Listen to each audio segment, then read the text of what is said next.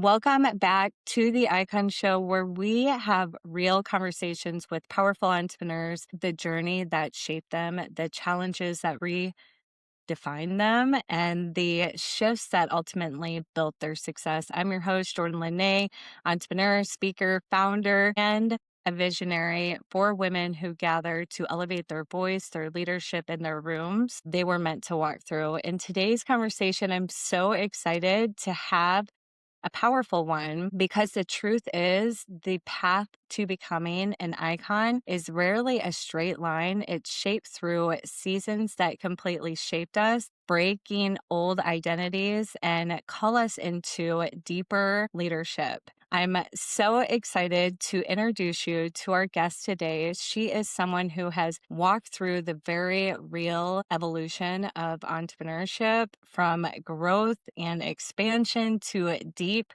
personal transformation. Let's welcome to the show. So excited to have you. And we just met not too long ago. We did. Thanks for having me on. Actually, we met last Friday Yes. at an event, and you were just about to leave. And I think you were like walking out the door, and I was going to get water with my girlfriend, and it was meant to be because here we are. I'm so excited to have you on. The gifts that you have to share with the world. Whew, man, that's like a whole podcast and a half. Well, I'm Anat Peri, and I'm an inner child expert and a mentor to coaches, healers, health practitioners as I guide them through my certification program and teach them my method to get their clients the deepest results. And it's so funny to say that now because that was never part of my plan ever. I was never looking to be a mentor or a teacher or have a certification program. It was really the demand of my clients years ago that would say to me, I love this. How can I learn to do what you do? And I was like, oh my God, like, I don't know. There's so much of this is channeled. How do I teach this?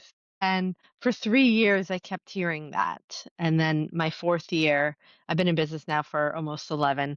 My fourth year, I was like, okay, all right, fine. This is the year I actually pay attention to what I'm doing in all my sessions and start to formulate it and map it out in a way that I could actually teach it to someone else. And I am so glad that I did because the year after was COVID. And talk about a time when everybody and their mother wanted to join some program and be in connection, be online. And so I knew I was like, the world needs this now more than ever. And I launched my beta version of it, not really knowing it wasn't a certification program Yeah. then. It was just like, okay, come learn my method. And I only had it open to like my past clients. So people that already knew the work.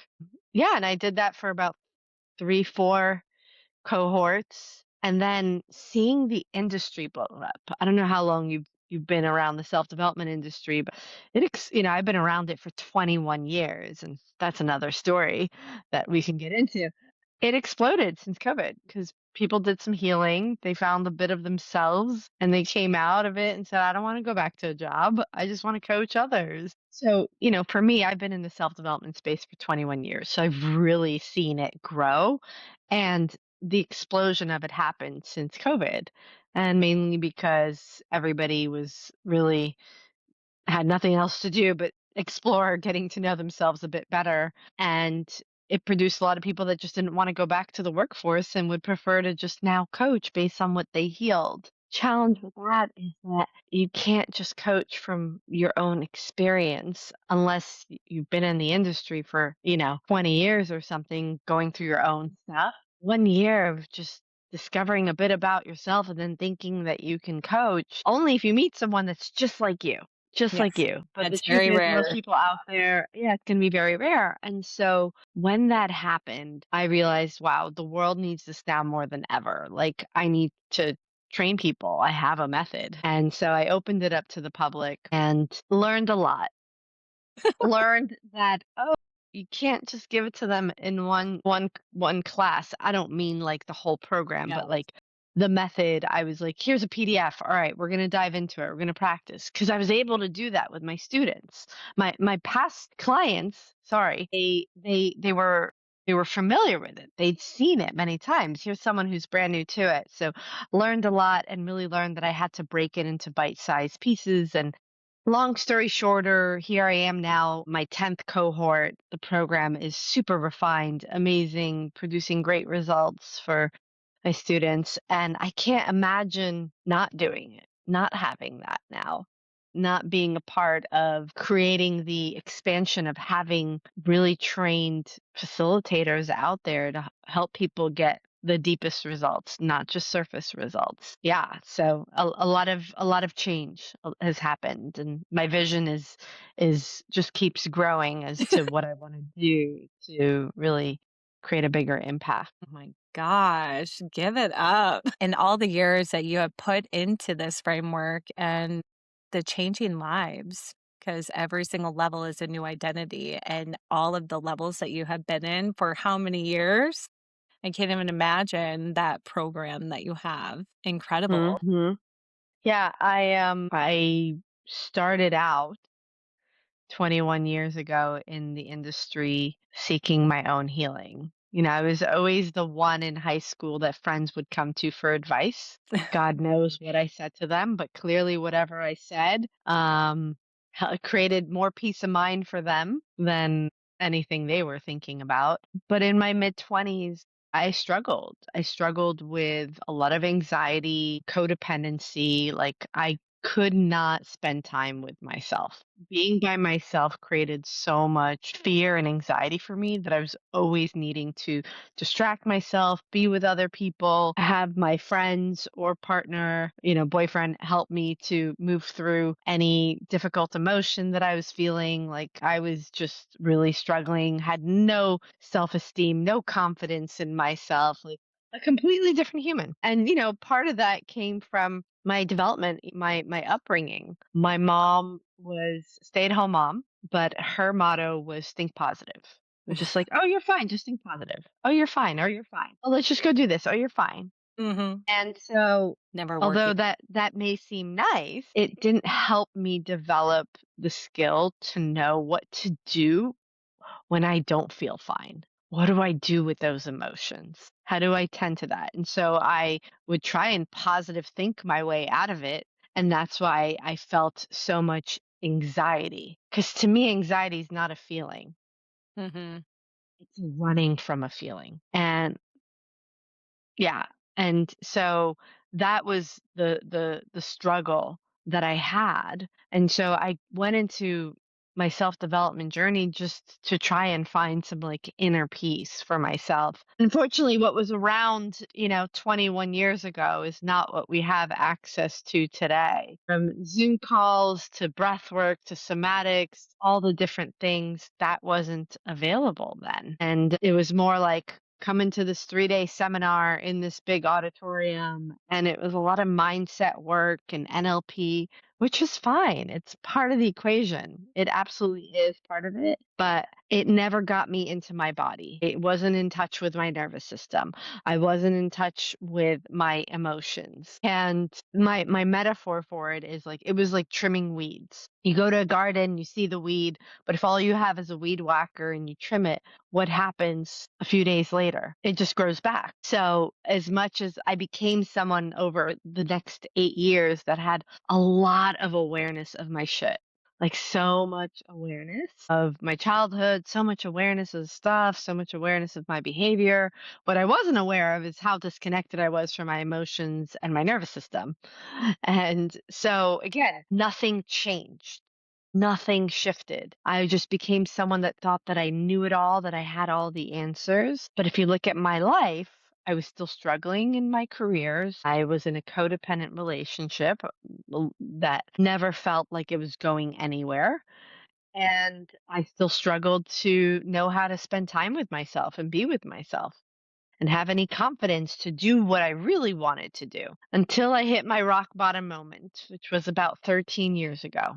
Gosh. I was living in New York with my boyfriend. We'd been together for 5 years, and I was just depressed. And how I knew I was depressed is like I'd come home every night and I'd eat a half a pint of ice cream And I don't even have a sweet tooth. And I was just like, just seeking some kind of pleasure. I was just so unhappy, Mhm. but not willing to budge, to do necessarily anything about it. Like I was that just stuck in helplessness and being hopeful, but not willing to like take action on it. So thank God, literally, thank God the universe intervened and said, all right, we got to do something here.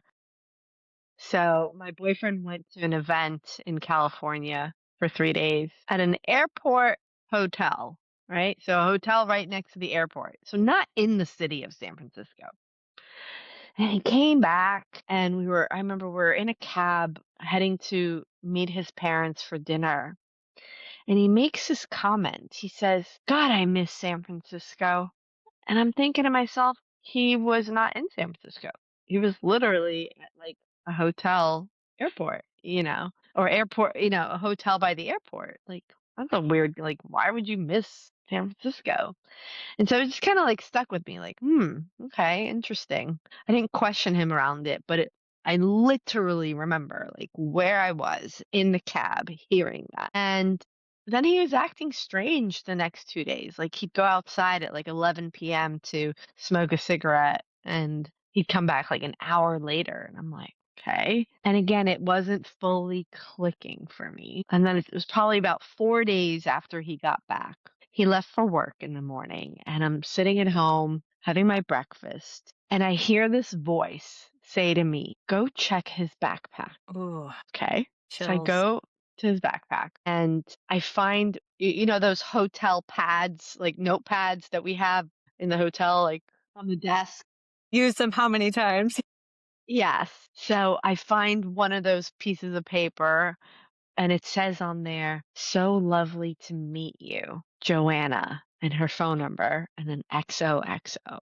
And I'm like, okay, in the days of Blackberries, this was the days of Blackberries, you've already programmed this number into your phone. Like, why is this person saving this thing? Like, it has some more meaning to it. And it just hit me. I'm like, wow, he met someone. Like she wrote XOXO Joanna, right? And I went in the shower and I bawled my eyes out. But at the same time, I heard myself, my higher self say, "But now you can let go. You've known for so long that this person isn't your person. This isn't it. Now you can let go." So I needed that moment to let go of the life that wasn't for me. And so, of course, I approached him about it. And 3 days later, I approached him about it. He was like, "Oh, I met a lot of people." He was kind of trying to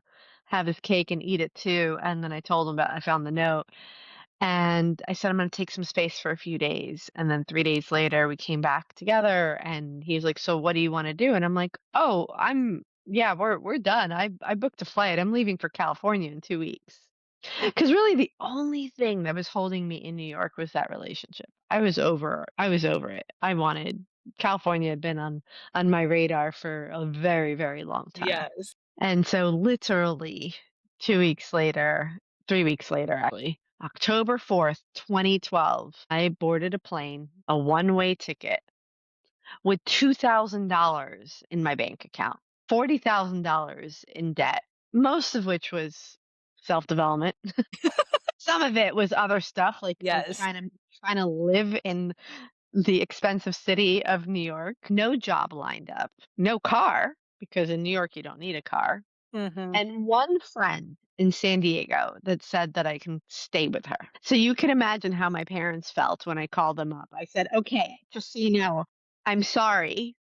You're probably going to lose some sleep over this, but I have to do this for me. And also like no self-love. Like I had no ounce of self-love for myself. And that was my rock bottom moment. And when you grow up on the East Coast and in New York, we have a bit of this attitude of if you can make it here, you can make it anywhere. Like we're a little cocky. And so this experience was very humbling for me and I remember saying, well, you can't fall off the floor. So I guess it's only up from here. Because I really felt like I was at my ground zero. And I remember starting to talk more to God, universe, then and saying, I'm 32, almost 33. I thought I had life figured out. I thought I knew it all. Like I thought I was confident, I know what I'm doing. Well, clearly I don't know shit because I don't have shit. The only thing I have right now that I want is that I'm in sunny San Diego. But everything else, I don't have a clue.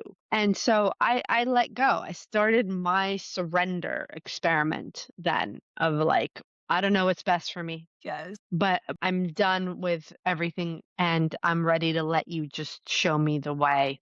And over the next 2 years, I was so beautifully guided from the friends I met to the home that I landed in to the job that I got to the the discovering new things. Like back then yoga and meditation was not a household name, a Mm, household thing. Getting into yoga, getting into meditation, getting into some plant medicine and starting to get into my body, and then meeting my mentor a year and a half later, who was a body mind psychologist for 40 years, and he said to me, you're different. You're here. You have a lot of awareness. I'm like, oh my God.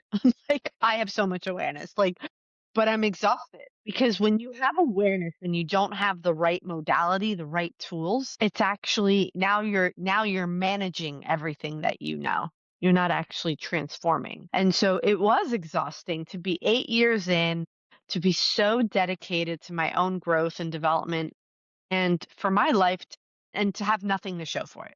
Like, what do I get to show for it? So he's like, you're here for finishing touches. I'm like, yes, please. And the work I did with him was my first experience of what real transformation is like, which is not a walk in the park on a beautiful sunny San Diego day, meaning transformation is not about having aha light bulb moments. Oh my God, and writing that down in your journal and making a declaration. That's part of it at certain parts. But real transformation is messy. It's a walk through a burning forest and there's dragons to slay. There were emotions that I was harboring, right? That I didn't even know lived inside of me that I had to move through.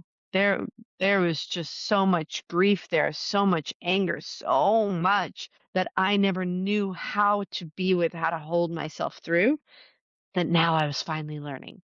I learned how to reparent myself. I learned how to mother myself the way I always wanted and needed. I learned how to become my own inner best friend, inner cheerleader, and nurturer. And that foundation then gave me the courage to face the heartbreaks of my life, the times that I felt let down by my father, and to grieve that, and to now know that I can tend to myself and that I could heal from any heartbreak. And that gave me the sense of self and the courage to go and create the life that I desire as opposed to live in survival anymore. So 3 months later I quit my job and wanted to travel and be by myself. Like I was like, no, I actually want to be like I want to hang out with me. I yeah. went off to Maui and Kauai and I hiked and I wrote. I probably wrote like 150 pages of like not like journaling, but like writing. I had love affairs. I had a blast just Mhm. connecting. And I got to a point where I was like, wow, I've been seeking this inner peace and freedom for at that point I was 35 years old. I was like for my whole adult life. I finally feel this. Mhm. I want this for other people because I've been seeking this proactively at that point for 10 years. I was seeking it through all different modalities. And I was like, okay, now I have it. And my mentor even said to me, he was like, you have a real gift with this. Would you ever want to do what I do? And I was like, no, no, I don't want to, I don't, because I used to see him like a therapist. You go into the office Yeah. for an hour, he's sitting there with his laptop taking notes, blah, blah, blah. And I was like, I don't want to work with people like that. No. It's usually the things you don't wanna do, yes, that come into fruition. And so, but he said that to me towards the end of our work together. And then 6 months after traveling, I was like, but I want to help people, but I want to do it my way. I don't know what that looks like yet, but I really do love this. So I, mentored with him a little bit and then I just took the leap. And that was going on 11 years ago.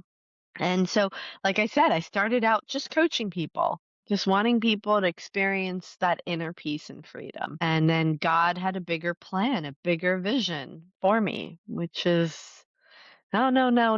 Now you're going to train and develop others to be able to help others to create more, peace and freedom in the world. Anna, My gosh, so good. Yeah. but, like, I laugh at, like, how when that relationship came to an end and, thank you, like, "So lovely to meet you, XOXO Joanna," and I used to, like, hate Joanna. I fucking hated Now you Joanna. forgive her. Yeah, now you're Oh my thankful. god. Well, okay, wild story. So I was very close with my ex-boyfriend's parents. Mm, Very close, and so 3 years later, after I'd already started my business, I went to New York to visit, or I went there for something. yes. And so, I had dinner with his parents, and, they were like, "Oh, Gabriel," that was my ex. "Gabriel wants to, he wants to come and say hi." And I'm like, "Cool, yeah, come join us for a few minutes." So we did, and then he and I ended up grabbing a drink afterwards and just sitting and talking and being able to really just, complete more of the past, even though it was very complete for me, but just talk about it. And he was like, and Joanna did end up moving in with him. He was like, "Joanna Wow. wants to meet you." And I'm like, "Cool. All right." It was hilarious. It was like they're living in the Things are getting same better and better. apartment. I know, they're living in the same apartment. Like, she literally Oh replaced my my spot. god. And so I went over there and I got to look her in the eye and say, "Thank you. Thank you so much. I have a great life now because you took this spot." And their relationship ended like a year later and whatever. And I was just like, yeah, I'm so, so grateful for that being the kickoff of it. And then just learning to trust, to surrender more. And I still live in that today. And I've also struggled with it in the past 11 years. Mhm. I think that as we hit new edges, right, new levels, we have to encounter new parts of ourselves. In those moments of overwhelm, new patterns come up. So there was the explosion in my business of COVID, which was great, lots of success. But I Mhm. went from being a healer coach to having a sales team and having being a CEO and having a business. And I was like, What the hell do I know about having a business?" And so again, I didn't trust myself. I didn't believe in myself. That's where my confidence lacked again. And so I thought, I need someone else. I need someone who knows what they're doing here. Mhm. And I had two men that ended up coming, and they were my clients first, but then they worked with me. One of them was the CEO and the face of it. And it was interesting because it's like as if I was giving him that role, but really I was still operating as the CEO. I just didn't see and want to own my power in it. But what happened is when you give your child to a step parent, they don't always love it and take care of it the same way. And so they didn't. And they didn't appreciate it or take care of it. And my vision got blurry. My vision, my intuition started to fade because they wanted to grow this thing to multiple seven figures, blah, blah, blah. And I was just like, and that wasn't my vision at all. And it wasn't about the money. And so for 2 years, I lost myself in the business. I lost my intuition. I lost that connection to knowing that, like, I was just chosen for this. This isn't I'm just the vessel that this mission is moving through. And so that was hard. So in 2022, I actually probably to the day in March of 2022, I bought one of them out. I let the other one go and hit the lowest point in my business and went into a tunnel. for 2 years. But those moments, I think you talk to anyone that's been in business for 5 plus years, Mhm. there's some version of that. Well, there was a new version of me that needed to be reborn. Like I know we were just with Nick Beege and we heard hers, Yeah. right? It was like on that brink of bankruptcy. And then next thing you know, you have $1 million a year. And it's the beautiful thing of hearing these stories for everybody that's listening right now. I know that there's so many parts in your incredible story that's touching so many women and men and how they can relate so much to what you just shared. So Yeah, and the thing that got me through 2022, because 2023, I mean, for most of, aside from getting married in 2022, that year fucking sucked. I don't let's know talk if I about could. the happy times. Yeah, Yeah, we want to talk about yeah, the hard. yeah, yeah. I mean, that was the highlight. My wedding, my honeymoon, all that. But aside from that, I still 6 years into business, 7, 8 years at that point.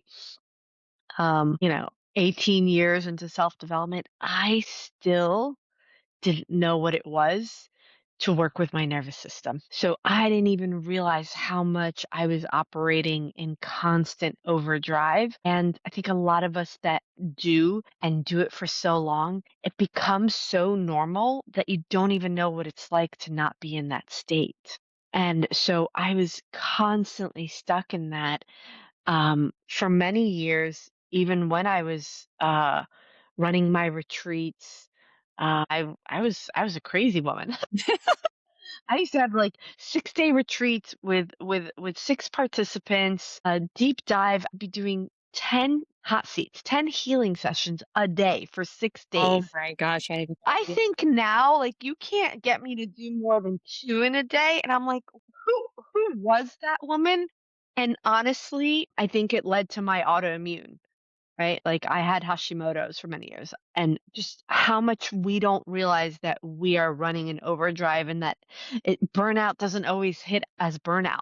I never burnt out. I more created, uh, autoimmune in my own system. And so going from that to then this shift in my business where my business went from doing multiple six figures to then cut in half. It was still six figures, but cut in half, and um, not believing that I could ever get it back up again, that I could ever succeed again. So now I'm not only stuck in the high achieving drive, but now I have fear of loss and fear of failure and still some anger and resentment at my partners, former business partners. so And tell us. so October of 20, girlfriend and I decided to lead a women's retreat. I had this retreat center that I booked for my certification program, and I ended up postponing my certification program that round. And so I was like, well, I already paid for this retreat in Cabo, in Mexico, right outside of Cabo, and I didn't know what to do with it. Chatting with one of my girlfriends, and she's a relationship coach, and I'm like, oh, why don't we do a women's retreat? That would kind of be nice. So this was different than any retreat. And I've led over 40 retreats. And You're gonna this walk was away like, new. yeah, this and new, but in a different way. It was just intense. And a lot was on me, and I had a team to manage and people cooking and this and that. Whereas this was like going to this retreat center where they take care of the meals and all that stuff. You just show up and deliver and facilitate and hang out. So that was different to have that ease. And I packed my laptop and I said to my assistant, well, she was more than an assistant, but I said to her, "Don't worry, we have 3-hour breaks every day. I'm going to get so much done."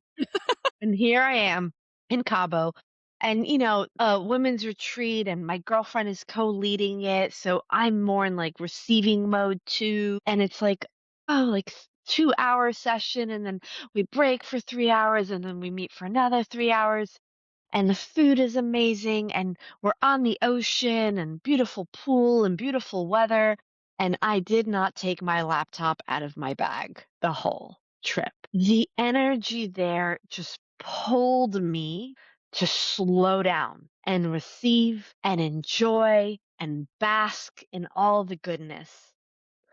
And that retreat was for me. I did not realize how much I needed that. And it reset my nervous system where I came home. Usually I come home from retreats and my husband knows I need 3 days to myself because I am on empty. And I came back so juicy, so filled up, so lit up. He's like, who is this? What'd you do with my Let's wife? do more of these. What happened to my wife? Yeah.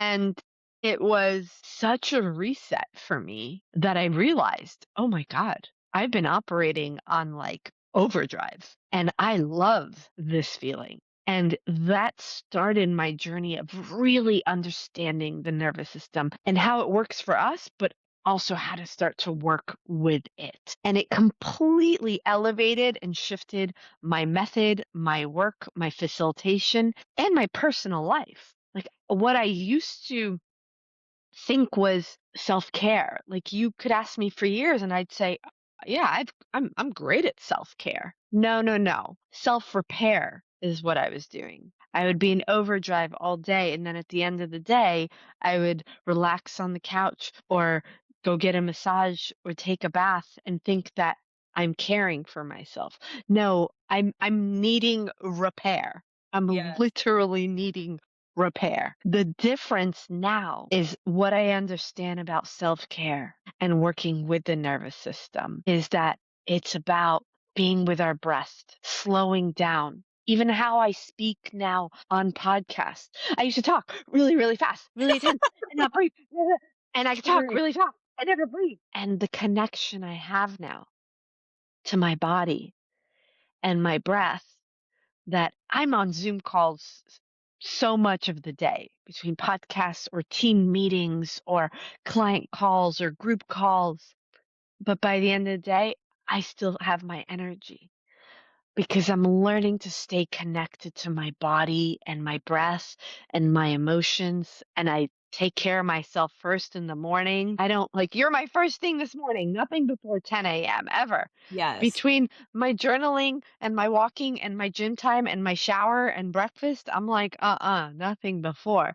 So just those shifts, I went from being someone who was a workaholic and constantly in that overdrive to someone who's so much more effective and still filled up and juiced up. My gosh. Yes. The go, go, go, go, and really being in the flow. Yeah.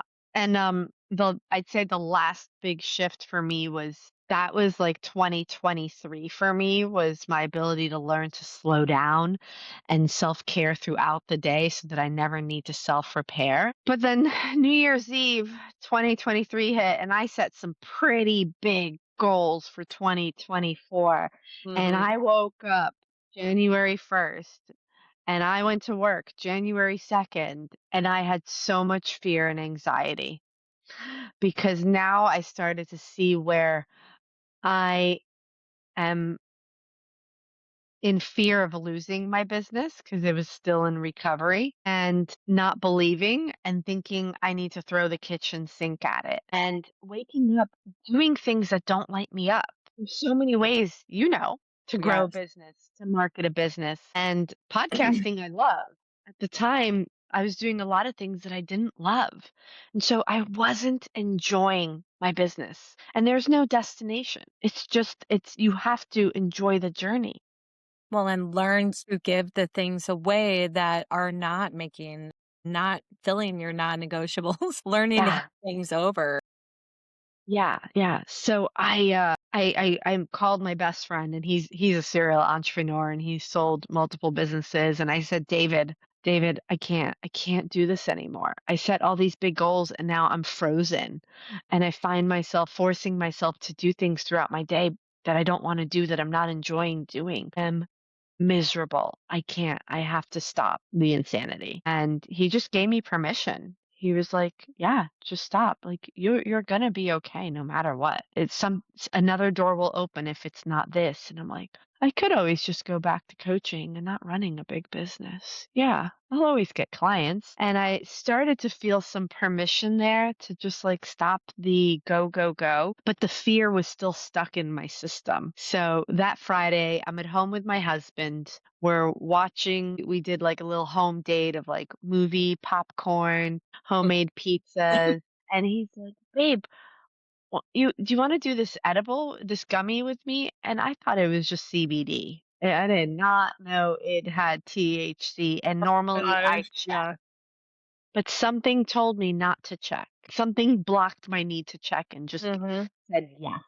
And it brought up all that fear that was in my system, and I felt it everywhere. Like it was pain all throughout my body. And I said, "Well, Anat, practice what you teach. Like you teach people how to be with their sensations, be with their emotions." And I had him hold me and ground me because everything in me wanted to leave my body and dissociate. Everything. And I sat there and I screamed and I cried for about 90 seconds. And I felt all the discomfort of the pain in my body go to my solar plex and unlock literally. And I lost my breath for 10 seconds. So if you ever get punched in the solar plex, you Yeah. won't have any breath. That's what happened to me for 10 seconds. But then I was flooded with ushy gushy yummy sensations and I started to sit there and laugh at, oh my God, my guides and angels are probably like, hee, we needed to trick you to take that, to realize that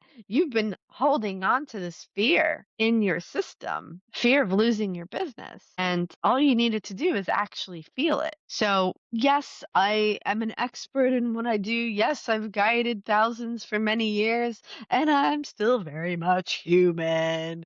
Still human and still evolving. And so that was January 2024, just 2 years ago.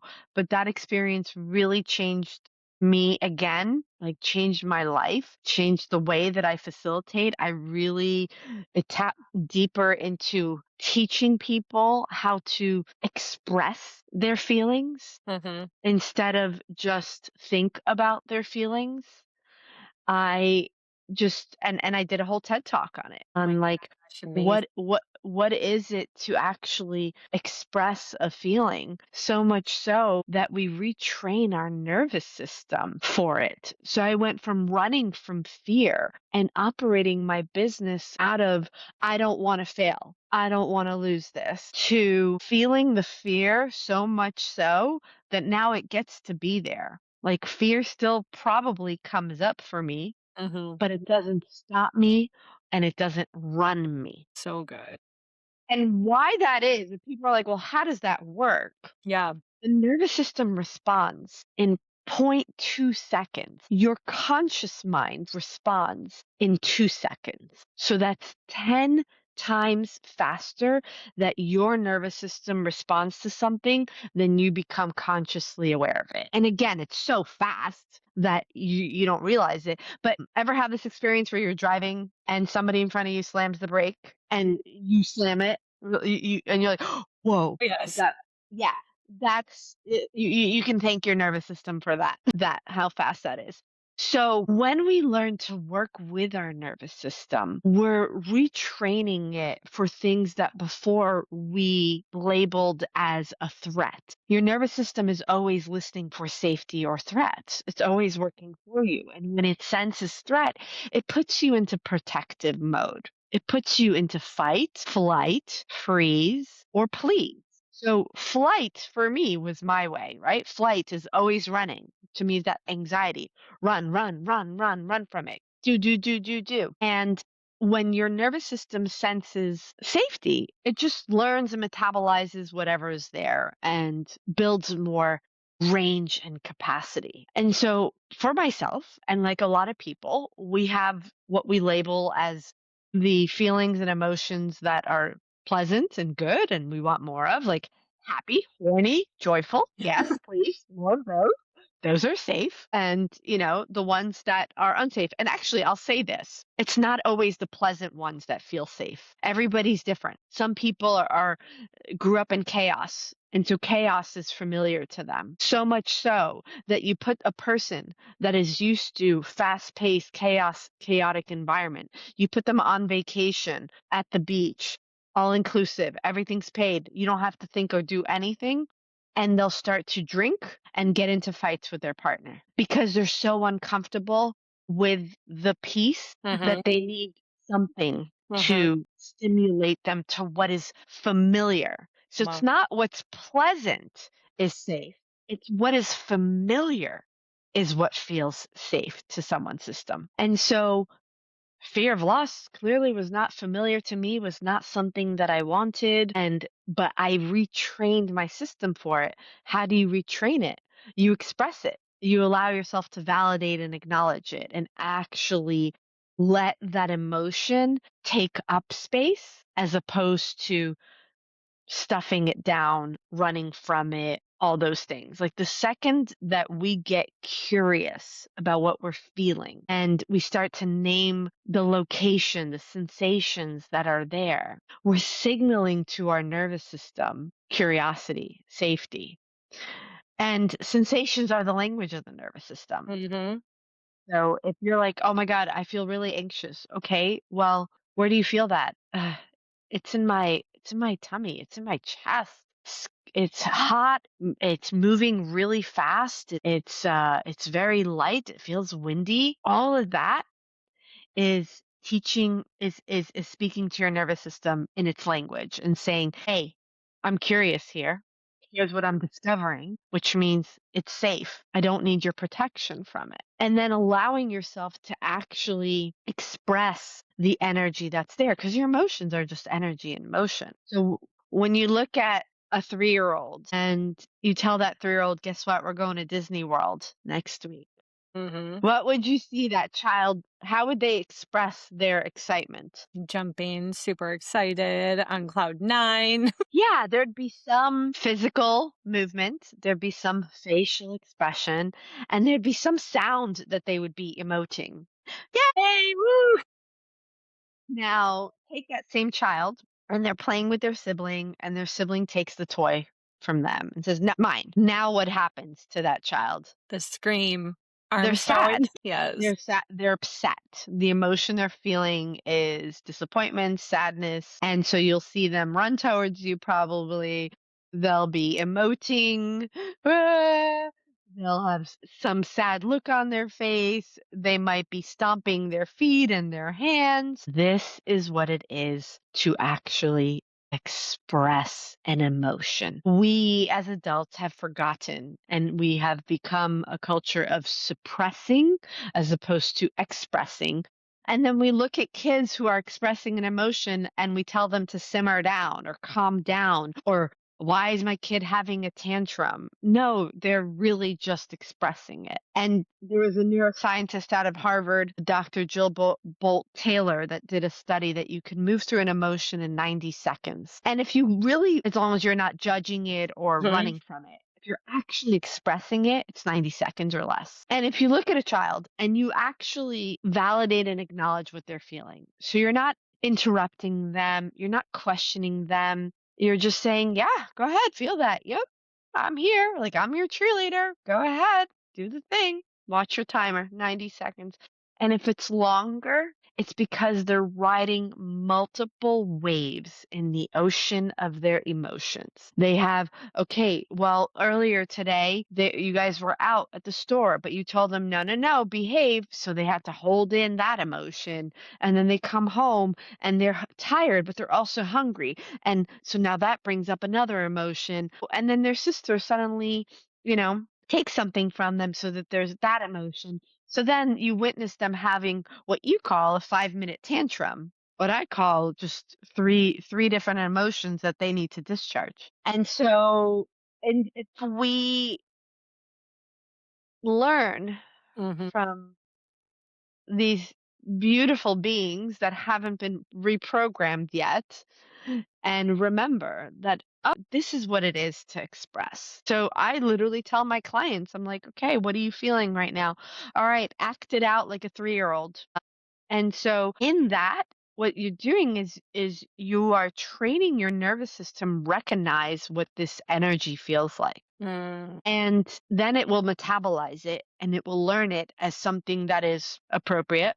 mhm. And so the next time it arises, it will metabolize it in point 0.2 seconds, which means it never reaches your conscious awareness. And if it's not reaching your conscious awareness, it's not taking your presence away from what you were doing. And so now I get to live with fear. I get to operate my business with fear. I imagine there's moments that fear comes up in my system, but never long enough where it gets stuck.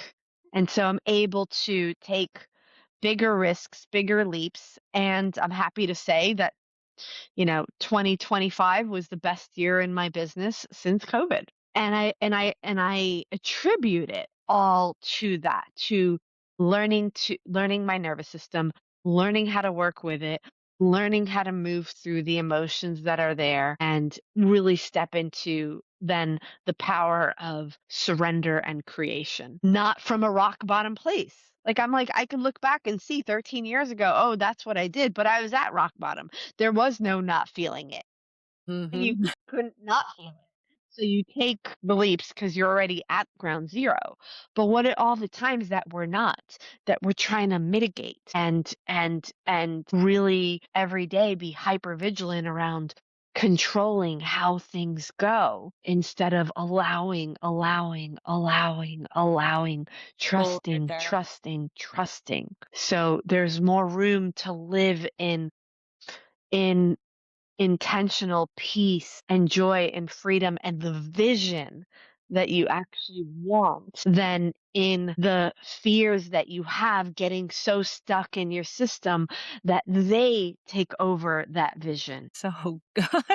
Taking all of that in, incredible. Gosh, incredible. Could listen to forever.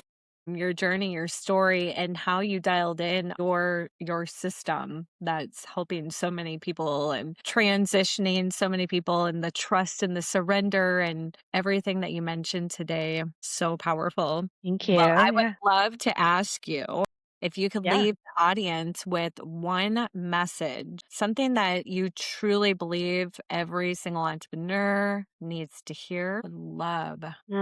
Well, first off, the only way to feel better is to get better at feeling and realizing that when we get better at feeling, we build our capacity to Mm, hold more, to be with more. And as an entrepreneur, and you know this as an entrepreneur, it's a roller coaster ride. And so and there's always more and there's always new. And so if we want to be successful and not just successful dollar wise in the business, but successful impact wise and successful balance wise of life outside of the business as well, then you have to learn to build that capacity. Otherwise, eventually it's going to come back to negatively impact you in one way or another. And so building that emotional resiliency, learning how to ride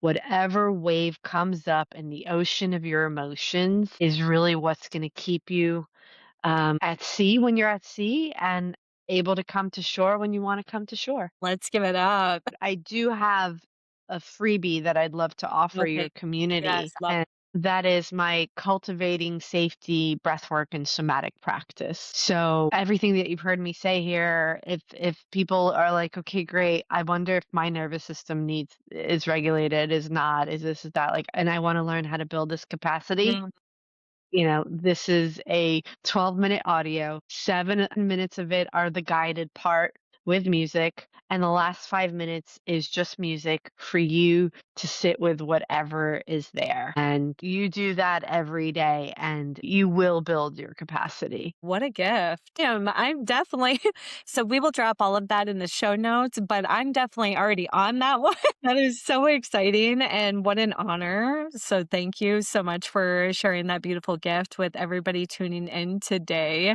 This conversation, everything that you spoke today was just so powerful. And what a reminder that entrepreneur, it's not just about building the business, it's really about becoming the woman who can hold the life and the leadership she has been called to. And if today's conversation really resonated with you, this is exactly why we created the expansion room. This is just a space for visionary women to gather and conversate, just like what we're doing today. And thank you so much for joining us today on the Icon Show. Until next time, keep expanding. Thank you.